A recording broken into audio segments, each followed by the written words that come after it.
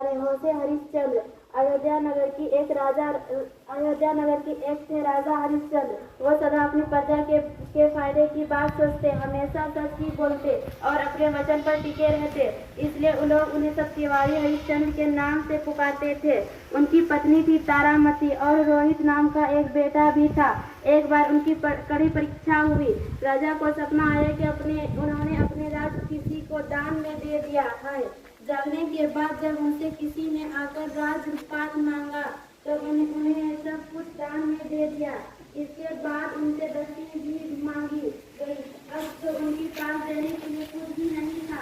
उन्होंने कुछ समय मांगा, फिर अयोध्या छोड़कर वाराणसी चले गए अपना भाग्य आजमाने के लिए। वहाँ हरिश्चंद्र ने अपने आप ही को बेच दिया। मरघट के दो मालिक के यहाँ बंधुआ मजदूर हो गए शमशान के रखवाली के लिए। उनकी पत्नी एक साल यहाँ नौकरानी हो गई और बेटे के साथ ले गए। फिर रोहित एक जहरीले सांप के डसने से मारा गया।